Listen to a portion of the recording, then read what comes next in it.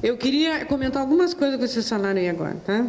Primeira coisa, quando a minha amiga aqui disse assim, parafraseou aqui um diálogo e falou assim, você não lê? Não lê a lei? Não lê. Não lê. Não lê. O brasileiro não lê. Quanto mais lê a lei. Não lê. Então, a gente tem que parar, tem que passar desse princípio, tem que levar em consideração esse princípio para pensar como atingir. Aquele senhor que saiu que eu queria falar, ele foi embora.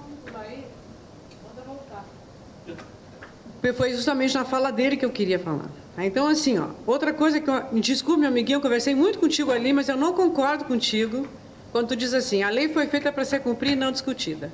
Eu acho que a lei foi feita para ser discutida e cumprida, porque se ela fosse só cumprida, não tinha alterado algumas coisas que não são boas para a saúde do trabalhador.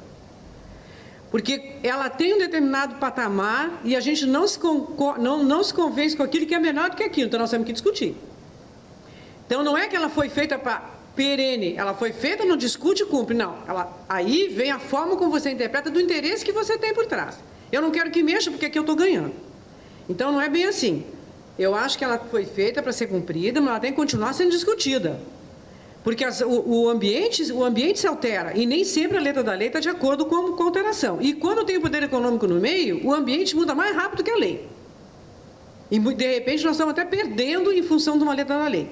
Agora, tu tem completamente a razão no que fala naquela questão do artigo 253. Eu me lembro que eu liguei para o doutor Ricardo, apavorada, quando eu li aquela audiência pública que aconteceu em Brasília. Eu falei, se isso aí passar, acabou a NR30. Porque uma hierarquia de lei. Eu mudo um artigo na Consolidação da Lei Trabalhista, a norma regulamentadora que é decorrente, ela acaba perdendo o efeito. Agora, não vamos esquecer, e eu acho que aí tem toda essa fundamentação que a doutora Hélida falou aqui, que é o jogo do poder. O primeiro princípio do jogo do poder não vem de Maquiavel. Você quer ganhar, divide. Quando o capital se vê ameaçado, ele se une, ele não se divide. E o sindicato do trabalhador se divide. Infelizmente, a história vem mostrando isso. É aquela questão da facção do A, do B ou do C, não sei o quê. Aí eu não sei, eu pertenço ao sindicato, pertence a uma central, na outra não sei o quê, na outra não vira eu não falo com esse sindicato que é do frigorífico, mas ele é da central tal, da central A, da central B, B ou C. Não adianta. Não adianta. Enquanto tiver essa persistência, isso é um jogo de poder. E quem entende bem isso, promove isso. Promove. Eu estava comentando essa semana eu tive uma outra palestra que eu fui, e eu me lembrei de uma situação que eu assisti, depois de muita insistência, teve um evento há uns anos atrás, dentro da Universidade Federal, que era especificamente para o capital. Era só para quem preposto de empresa. Mas não era específico de área de segmento industrial. Era só mesmo para discussão na área de segurança e saúde, mas era especificamente para empresário. Como nós tínhamos uma esposa de um colega nosso que trabalhava na universidade e trabalhava na faculdade de administração, eu tentei, por ela, conseguir entrar nesse evento, como ouvinte. E fiquei quietinha, escondidinha lá no canto, ouvindo. E aí, eu não sei como eu não desmaiei, porque uma das pessoas que estava fazendo a palestra orientou os empresários o seguinte: vocês, quando começarem a pensar em fazer qualquer reunião para começar a elaborar qualquer pauta de discussão para a questão de acordo coletivo, vocês estimulem o sindicato dos trabalhadores a colocar muitas reivindicações, porque a gente já sabe que não vai aprovar. Mas o mais importante de tudo é que ele vai ter que devolver para o trabalhador a frustração de não ter conseguido avançar. E aí, o sindicato pede a base. Vocês estão entendendo? Estimule para que a reivindicação venha com o maior número possível, porque junto com a reivindicação vem a minha expectativa. E a frustração, ela vem justamente por não atendimento à expectativa. Aí, quando terminava o período de negociação, que o sindicato tinha que voltar para a base para dizer o que ele não conseguiu, o que ele conseguiu, a base ficava frustrada. Ah, mas nós fizemos tantas reivindicações, como é que vocês conseguiram só isso? Mas isso tudo foi um jogo. Então, essa questão que vocês estão discutindo é jogo de poder. E a gente tem que entender realmente como é que se faz, como é que as figuras são feitas e são articuladas para chegar nesse jogo de poder. E aí eu estava pensando o seguinte, ó, não adianta, quando o senhor fala, o senhor tem toda a razão, em falar assim, nós temos que conscientizar, nós temos que continuar. Mas que forma eu vou fazer isso, gente? Nós temos uma outra coisa que vocês não estão levando em conta, que é a questão do entorno.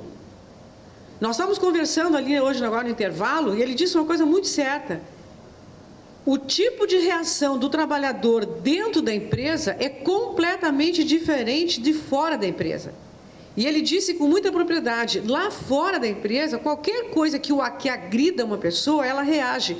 Dentro da empresa, ela não reage.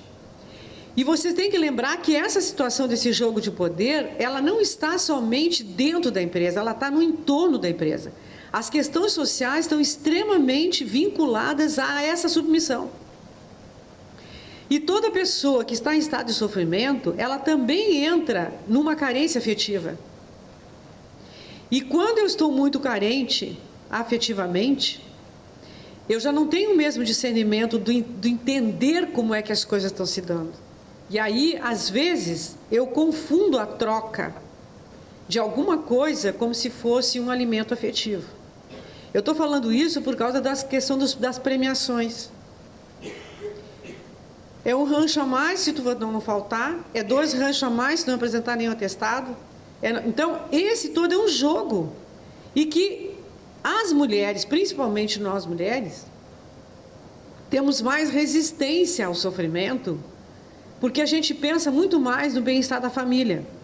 E eu encontrei, nessa nossa jornada, as primeiras jornadas que nós tivemos aí no Frigorífico, as pessoas dizendo o seguinte, eu vim do interior do estado, mas hoje eu tenho meu filho numa escola melhor do que quando eu estava lá no interior, e por causa dos meus filhos, que talvez tenham maior oportunidade do que a minha, eu vou permanecer aqui, mesmo que eu tenha que tomar remédio no final da tarde para poder voltar no outro dia.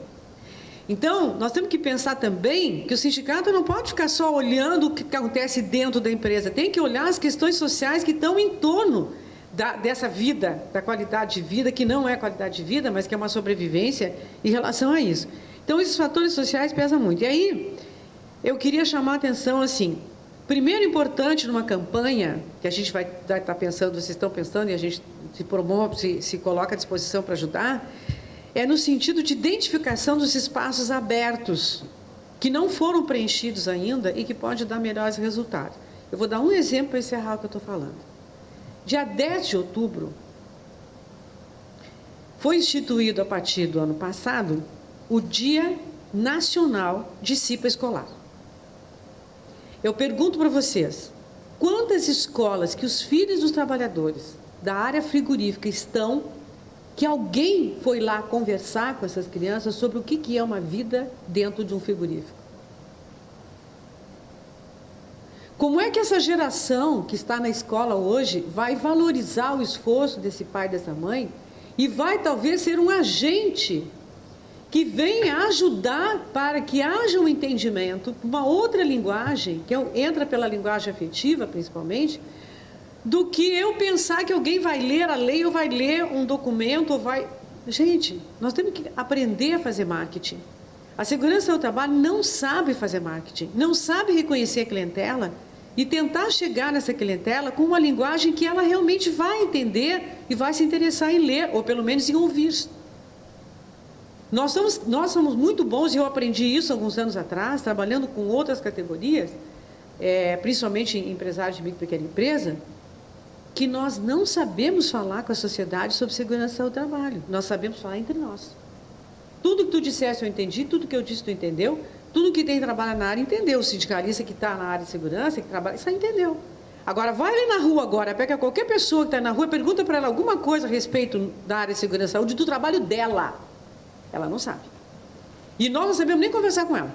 Porque a gente só sabe conversar em cima de letra da lei, em cima da linguagem que o sindicato usa, porque nós sabemos falar para o nosso umbigo, com as pessoas com quem nós estamos lidando, mas com a população em geral nós não sabemos. E é tão grave isso que a gente não vai buscar, na área de comunicação, pessoas que nos ajudem a fazer isso. Então, eu acho que é fundamental a identificação a nossa pobreza em termos de aglutinação, de compreensão, é totalmente verdadeira. Mas se nós continuarmos insistindo nas mesmas formas, no mesmo formato, eu vou dizer para você, nós vamos levar um tempão para conseguir resolver. Agora, eu sou uma pessoa entusiasmada. Eu não sou otimista. E aí eu quero dizer a diferença que existe nisso aí. A própria literatura diz o seguinte: entusiasmado é aquele que acredita e trabalha para que dê certo. Porque ele acredita naquilo que ele tá lutando. O otimista é aquele que nem se move porque ele acha que vai dar certo. Eu não sou otimista, eu sou entusiasmado. Eu vou continuar trabalhando até onde eu puder, de acordo com a minha competência pessoal, política e profissional, para que a gente possa avançar. E acho que todos nós estamos de parabéns e acredito sinceramente que a gente vai conseguir fazer essa norma ser implantada. Vai doer um pouco? Vai. Nós vamos ter que ter um passo de tartaruga, um passinho de formiga? Ela vai. Porque a partir de tudo que foi discutido até agora, ela formou uma base sólida. E nós temos que aprender a botar essa base sólida debaixo dos nossos pés, com a nossa cabeça para o sonho, olhando o horizonte e continuar trabalhando. Mas eu acredito sim que ela vai ser implementada com certeza absoluta. E vai ser menos tempo do que foram as outras. Depois vocês vão se lembrar de mim. Eu queria fazer uma colocação também. Quando eu falei da questão das crianças com relação ao meio ambiente, foi publicado pela presidente, acho que também uma recomendação, uma instrução de que nas escolas públicas vai ser tratada a questão de segurança e saúde também. Eu acho que para nós é um fator que vai enriquecer. Então, se não a curto prazo, a longo prazo. Então, a presidente, ela instituiu um dia, uma semana, que vai ser tratado nas escolas públicas a questão de segurança e saúde. Eu acho que ainda não entrou em vigor, nem sei se começou, porque é muita coisa. Olha aqui, ó. Deixa eu falar para vocês. Desde 85 que existe uma portaria que determina pelo Ministério da Educação que os assuntos de segurança e saúde, como segurança no transporte e meio ambiente, estejam nos 3 segmentos: inicial, médio e universitário. Nunca saiu do papel, mas não foi revogado. Então não precisa a presidente botar que agora a pública vai usar, não. Porque eu já tenho respaldo legal para isso. A gente nunca conseguiu tirar do papel e fazer com que isso realmente se tornasse concreto. Tem que não ler. O que eu falei? Não cobramos e não lemos. Porque existe, nunca foi revogada. Essa portaria nunca foi revogada do Ministério da Educação. Então, é isso que eu disse para vocês, ó, nós temos que entender, identificar os espaços e ocupar os espaços. Porque a sociedade está muito clara nisso. Os espaços não ficam abertos. Ou eles são ocupados pelos competentes ou pelos incompetentes. Se forem pelos incompetentes, a culpa são dos competentes que não ocuparam. O caminho é esse. Você vai abrir espaço lá com a CIPA. Cria um fato novo.